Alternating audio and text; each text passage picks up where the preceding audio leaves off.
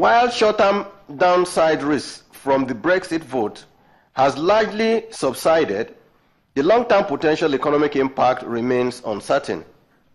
As such, the zone's growth path remains challenged. At its October 20, 2016 meeting, the Governing Council of the European Central Bank decided to retain its key interest rates on refinancing operations, the marginal lending facility, and the deposit facility at 0, 0.25, and minus 0.4% respectively. The Council also reaffirmed its commitment to sustain its quantitative easing program of monthly assets purchase of 80 billion euros, approximately $85.6 billion, until March 2017 and beyond as economic conditions dictate. The growth outlook for the UK in 2016 was upgraded to 1.8% from 1.7%, although that of 2017 was downgraded to 1.1% from 1.3%. The Bank of England, at its November 2nd meeting, decided to leave its benchmark rates unchanged at 0.25% as part of its earlier commitment to support output recovery in the aftermath of the Brexit vote. In addition, the committee voted to continue its quantitative easing program of £435 billion. Whereas some emerging markets and developing economies continue to contend with low capital inflows and unstable macroeconomic environments, the prospects for their recovery look more promising, with the IMF projected growth rate of 4.2%, an upward review from 4.1% in July 2016. The marginal improvement in growth outlook is expected to be powered by improvements in India and China. Global inflation rose moderately in response to rise in prices in the advanced economies due to the modest recovery in oil prices. However, their central banks are expected to stay the course on accommodative monetary policy. Following the Brexit vote and the recent outcome of the US presidential election, and uncertainties surrounding both events, as well as the regime of negative interest rates and heavy fiscal and monetary stimuli in Japan and elsewhere, we expect a resurgence of aggregate demand and even higher price increases. Domestic economic and financial developments. Data released by the National Bureau of Statistics in August showed that the economy slipped into recession following a second consecutive contraction in the second quarter of 2016. Domestic output contracted in the quarter by 2.06%. The latest release in November 2016 by the NBS shows that real income actually worsened in the third quarter of 2016 as output contracted further by 2.24% relative to its level in the previous and corresponding quarter of 2015.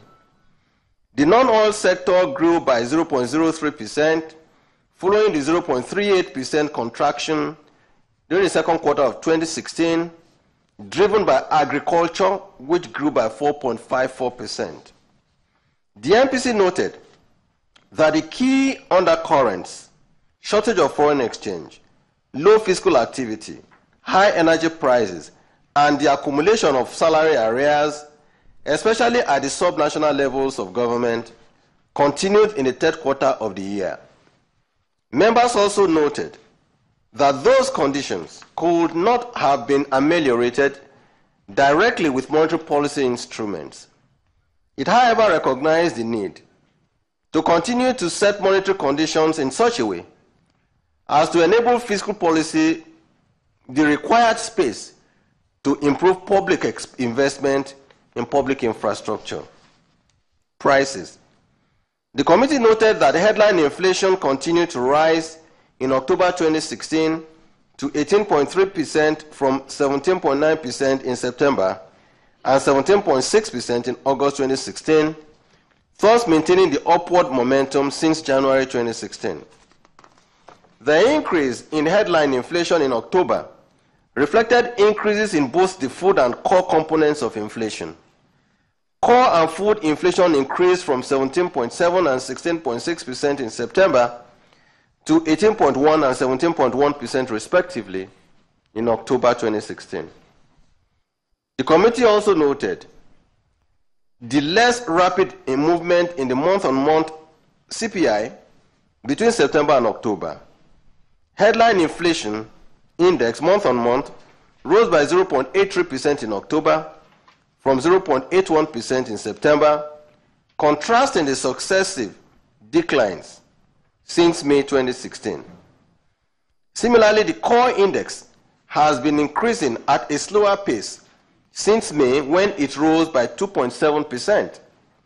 It moderated to 0.75% in October from 0.96% in September. A similar pattern is noted with the food month-on-month index, which rose by 0.86% in October from 0.81% in September. The MPC observed that the incessant pressure on consumer prices continues to come from structural factors including high cost of power and energy, transportation, production factors, as well as rising prices on inputs. Broad money supply M2 grew by 10.5% in September 2016, compared with 8.08% in August 2016. When annualized, M2 grew by 14% in September 2016, above the growth benchmark of 10.98% for 2016. Net domestic credit grew by 21.88% in the same period, annualized at 29.17%. At this rate, the growth rate of net domestic credit was above the provisional benchmark of 17.94% for 2016. The development in net domestic credit essentially reflected the relative growth in credit to the private sector of 20.69% in September, annualized to 27.59%. Credit to government grew by 29.57% in the review period, which annualized to a growth of 39.43% compared with the growth benchmark of 13.28%. The growth in government borrowing was largely to compensate for the continued decline in oil receipts. Money market interest rates oscillated in tandem with the level of liquidity in the banking system.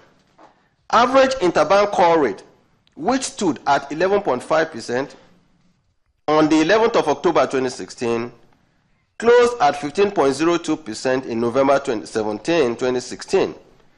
Between these periods, the interbank core rate averaged 11.68%. However, the average interbank core rates fell to 10% on October 24th, 2016, following net government financing worth 149 billion naira between the October 18th and 28th, 2016, and the payment on October 24th, 2016, from statutory revenue allocation of 174 billion naira. Committee noted a decline in the equities segment of the capital market as the all-share index fell by 7.33% from 27,839.93 on September 19, 2016 to 25,797.88 on November 16, 2016. Similarly, market capitalization declined by 7.11% from 9.56 trillion naira to 8.88 trillion naira during the same period. In addition, relative to end of December 2015, the capital market indices fell by 9.93% and 9.85% respectively, reflecting the challenges facing the economy. External sector development. The average naira exchange rate weakened at the interbank segment of the foreign exchange market during the review period. Exchange rate at the interbank market opened at 305 naira to the dollar and closed at 305.9 naira to the dollar between September 1 and October 27, 2016. The committee observed that total foreign exchange inflows through the CBN decreased by 31.85% from $1.4 billion in September to $957 million in October 2016. The decrease was due to lower crude oil and other government revenues in the period under review. In spite of the resumed joint venture payments in October, total outflows also continued to decrease, dropping significantly by 58.68% from $2.456 billion to $1.015 billion during the same period.